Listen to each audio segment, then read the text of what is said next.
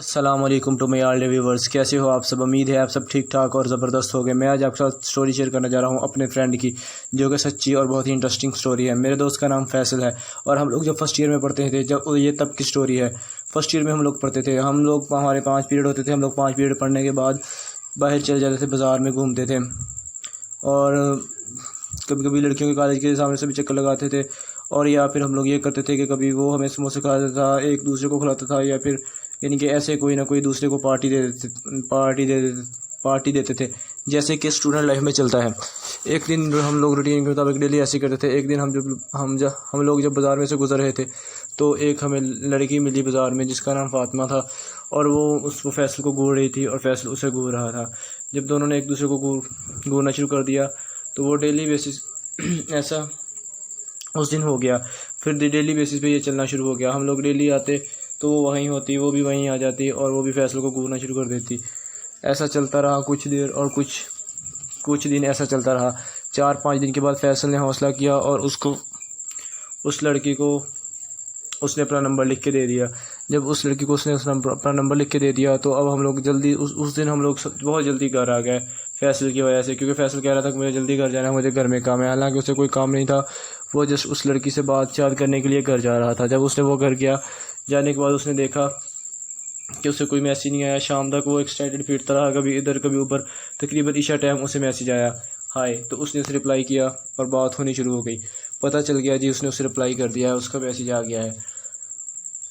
वो बहुत एक्साइटेड था, वो हम सबको बताता था डेली कि मेरी उससे ये बात हुई, वो बात हुई, ऐसे ऐसे, वो जैसे कि सब करते हैं। हमारे साथ वो शेयरिंग करता था कि उसने मेरे साथ ये बात की, मैंने उसके साथ उसे ये कहा, उसने मुझे ये कहा, मैंने उसे ये कहा। अब फैसल हमें कम टाइम देता था और उसे ज़्यादा टाइम देता था। ऐसा हो गया कि कभी वो उसे शॉपिंग कराती थी, कभी वो उसे शॉपिंग कराता था, और वो हमें सिर्फ ऐसे ही बताता था, यार उसने मुझे ये ले दिया, मैंने उसे ये ले दिया, उसने वो कर दिया, मैंने उसे वो कर दिया। कुछ दिन गुजरने के बाद ऐसा हुआ कि फैसल का बड़ा भाई जो कैप्टन था, तो हम एग्ज़ाम हमारे शुरू हो गए। फैसल की सप्लियाँ आ गई 4, तो उसने उसे कहा तुम पढ़ना छोड़ो और किसी जॉब वगैरह के लिए अप्लाई करो। फैसल ने पुलिस में अप्लाई कर दिया और आर्मी में भी अप्लाई कर दिया। एक ही टाइम में सीटें आई हुई थी, उसने 3-4 जगह पर अप्लाई कर दिया, लेकिन कहीं भी उसका काम ना बना। तो उसे फिर उसने फर्स्ट ईयर में पढ़ने पर लगा दिया। तो ऐसे ही उनकी बात चलती रही। जब कुछ माह गुजर गया तो यानी कि जैसे कि चलता है लव स्टोरियों में, उसने उन दोनों ने आपस में मिलना शुरू कर दिया। आइसक्रीम खाने के लिए, कभी बर्गर, कभी पिज़्ज़ा, कभी कुछ और कभी कुछ खाने के लिए उन दोनों ने मिलना शुरू कर दिया। जब उन दोनों ने मिलना शुरू कर दिया तो फैसल ने उसे कहा कि वो उसे मिलना चाहता है, यानी कि उसके साथ फिज़िकल रिलेशन बनाना चाहता है। तो उसने मना कर दिया। उसने कहा कि शादी के बाद मैं ऐसा कर सकती हूँ, शादी से पहले नहीं, क्योंकि क्या पता तुम ऐसा शादी करो या ना करो। अच्छा, फैसला बहुत परेशान हो गया। उसने सोचा जी अब मैं क्या करूं, शादी कैसे करूं इसके साथ। उसने हम सब के साथ बात शेयर की, तो मैंने और एक दोस्त और ने उसे मशवरा दिया कि भाई ऐसे तुम कैसे करोगे, अपने घर वालों को कहो या ये कहो वह कहो, दफ़ा करो, कोई बात नहीं, कोई और मिल जाएगी, या ये वो जैसे सारे फ्रेंड्स मशवरा देते हैं। लेकिन एक दोस्त ने कहा यार ठीक है, हम मॉल भी अरेंज कर लेते हैं, आप निकाह कर लो। तो निकाह करने के बाद तो निकाह कर लो। अच्छा जी, ऐसे ही चलता रहा। कुछ दिन बाद उसने फ़ैसला किया, फैसल ने खुद, क्योंकि फैसल की बात ज़िंदगी थी, सारी बात थी कि उसने ही फ़ैसला करना था। उसने फ़ैसला किया कि वो उसके साथ निकाह कर लेगा। एक मौलवी अरेंज किया गया जी, मौलवी को कुछ पैसे दिए गए। मौलवी ने उसे फैसल पिक करके ले आया लड़की को। हम सब लोग वहाँ पे मौजूद थे, तो उसने उसका निकाह पढ़ा दिया। अब हम 4 दोस्त जो थे उसके निकाह के गवाह थे, हमारी आंखों के सामने उसका निकाह हुआ था। तो इन्हीं दिनों में फैसल के घर वालों ने फैसल को ये बताना शुरू कर दिया कि वो कोई काम करे, पैसे कमाए। ऐसा हुआ उसके बाद फैसल ने कोई काम ढूंढना शुरू कर दिया, लेकिन उसे पाकिस्तान में कोई काम ना मिला। फिर उसके भाई ने, उसका भाई का दोस्त जो था, जो उसका भाई कैप्टन है, उसका दोस्त जो दुबई में था, तो उसने उसे कहा इसे गाड़ी का लाइसेंस दिलवा दो और गाड़ी चलाना सिखा दो, इसे दुबई में भेज दो, मैं इसे काम दिलवा देता हूँ। तो फैसल ने गाड़ी सीखना शुरू कर दी। तो उसने कंपनी में अप्लाई किया, गाड़ी सीखने के बाद लाइसेंस भी मिल गया, लेकिन फिर कंपनी ने उसे रिजेक्ट कर दिया क्योंकि उसकी टांग में प्रॉब्लम था। उससे कुछ दिनों बाद हुआ ऐसा कि फिर फैसल ने फिर दोबारा से अप्लाई किया, उसके बाइक के जाने वाले से किसी कंपनी में अप्लाई किया। वहाँ पर उसकी जॉब हो गई।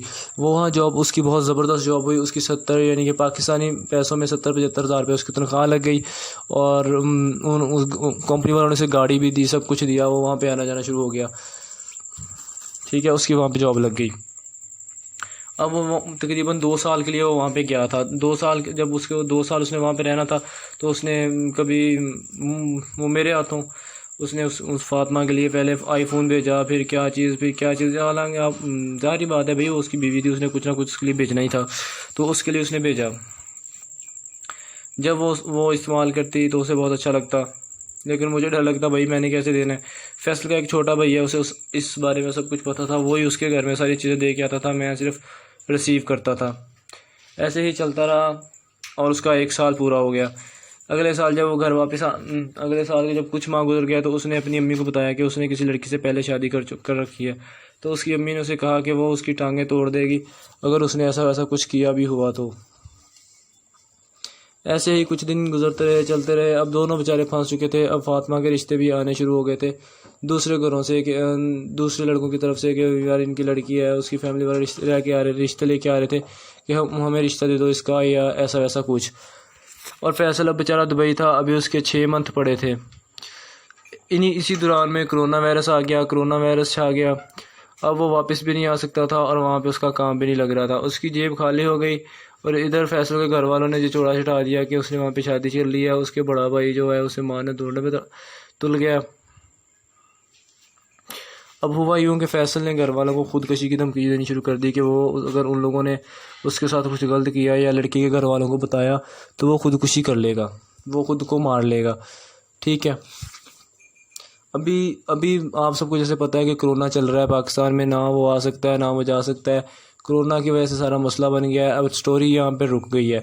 अब आगे जो कोरोना के बाद होगा वो मैं आपको बाद में शेयर करूँगा। अगर आपको मेरी ये वीडियो अच्छी लगी है तो प्लीज़ मेरे चैनल को सब्सक्राइब करिएगा, वीडियो को लाइक करिएगा, अगर हो सके तो एक शेयर भी करिएगा। थैंक्स।